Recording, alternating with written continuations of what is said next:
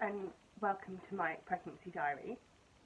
I'm 37 weeks and 6 days pregnant today, so I didn't do a very good job of doing my diary update at 35 weeks and 36 weeks, and obviously I'll be 38 weeks tomorrow.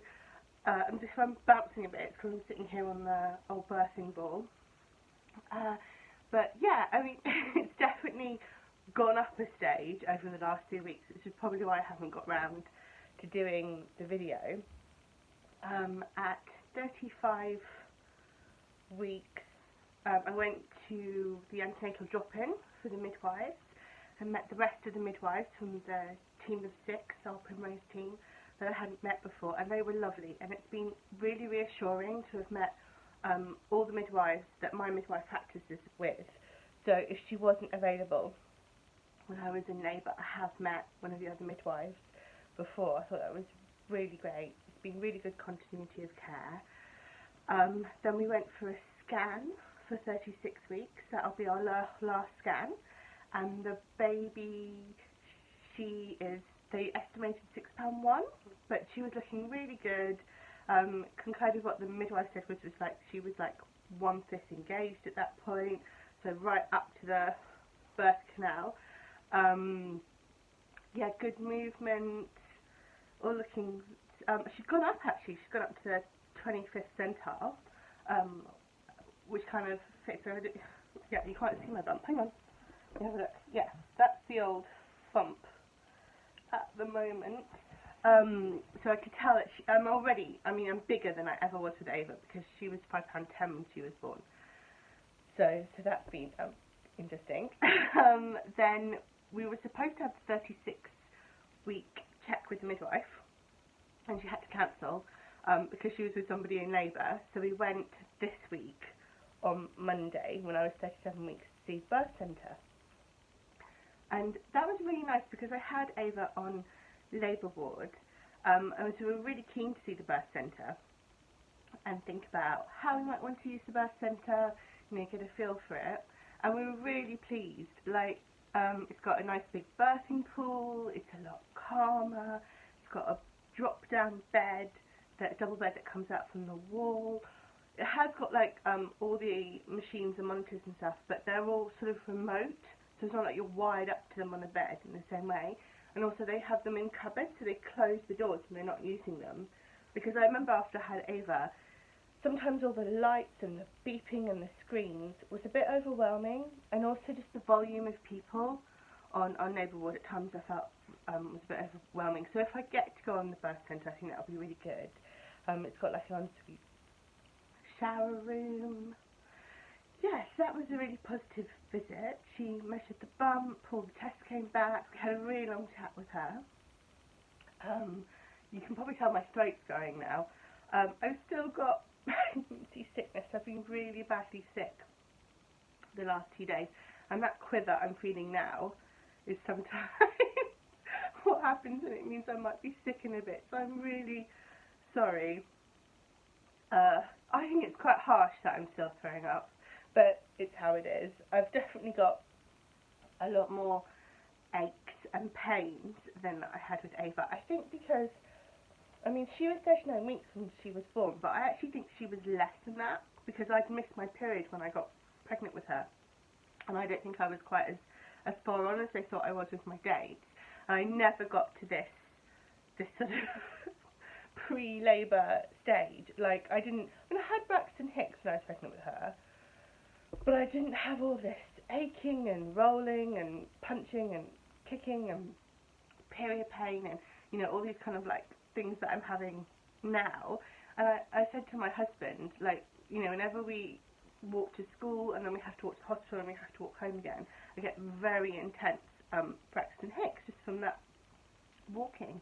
And I said to him, and we were like, oh, this was what it was like after I was induced with Ava for the first 24 hours. That was what the Braxton Hicks were like.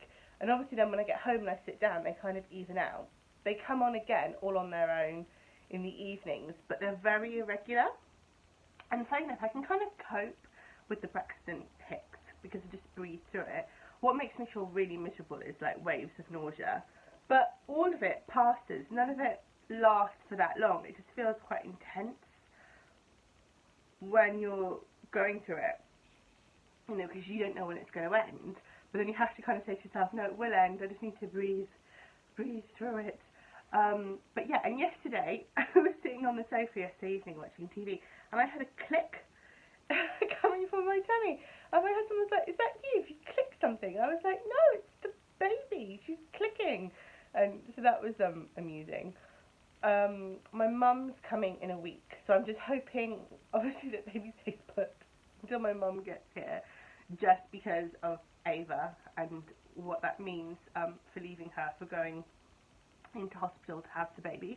But babies will come when babies come. We have got a few friends on standby, but also, like, I'm quite happy for her to stay put at the moment a little longer. And I guess that's one of the things, like, when you want a baby out, you really want a baby out. So every time I get all these quite intense feelings and it gets a bit achy and I'm not sure what's going on, I'm like, oh, what's this? Is this the start of something? And I've kind of decided that if I have to say to myself, is this the start of something, then it isn't. It's just the body gearing up. And I think the thing about being in my 37th week is I could go on to labour. I probably won't go into labour, and it could be that I don't go in until, 41 weeks. So that's quite a big difference. And so trying to keep life as normal as possible is tricky, isn't it? Because you want to be ready, you want to be prepared. You don't want to overexhaust yourself. Like, I definitely get tired quite easily. So I'm just kind of trying to feel my way into each day. When I get a bit of energy when I do stuff, if I suddenly feel a bit tired, I just go and have a sit down. Like, I don't think there's anything to be gained by pushing myself with tasks that would be nice to do, but they're not essential if they tucker me out. But yeah, it's kind of nice. It's like that last hurdle, but you don't know quite how long it's going to be going on for. I'm drinking 3 cups of raspberry leaf tea a day now. I'm eating the dates, I don't go on my birthing ball that much. Like, I tend to go on actually if I'm uncomfortable, to help get some room, to make some space. But definitely, like, I can feel there's less space for digestion and all the sort of things that my body needs to do as well. Like, she's definitely taking up quite a lot of room. And the midwife did say to me, the second baby's like, don't kind of expect in the same way that drop that you get with, Ava didn't drop anyway, but with first babies, because they sort of drop and then apparently stay in position, whereas subsequent babies can kind of like bob in and out. But a couple of nights ago, I could feel her head butting, punching and kicking at the same time. It feels like they're trying to break out. Really enjoying a daily bath at the moment, just having that bit of relaxation and headspace and privacy, and light lots of candles and listen to the radio. It's really nice. But yeah, I'm feeling generally quite upbeat. I mean, there's definitely moments where, I sort of drop my daughter at school and I can't walk home immediately because it hurts my pelvis to do that. So if I go and have a sit down for like 20 minutes, I'll be fine to walk home again. But equally, like, it brings on nausea. So I kind of go get a coffee and something and take a book and sit down and read. And then quite a few times in the last 2 weeks I've like got off the stool while I'm reading and the baby's just so low and I have to take like little tiny little steps until she sort of eases off a bit and I get that pressure off. I'm walking along quite a lot now, just going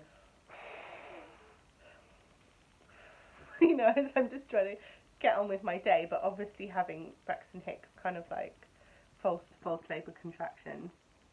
And of course, like, I'm getting the messages now all the time going, if you had the baby, how are you feeling? Stick one ear. And it's like, I don't know. But yeah, I'm enjoying it. It's genuinely quite good. Yeah, so anyway, how are you feeling? What stage are you at? Have you had any of these similar niggles and symptoms, or maybe you've had your baby already? I mean, I know a lot of people who have had their babies already. A lot of people have gone completely past their due date and they're feeling very fed up. So you just never know. But yeah, have a good week and thank you for watching. Bye.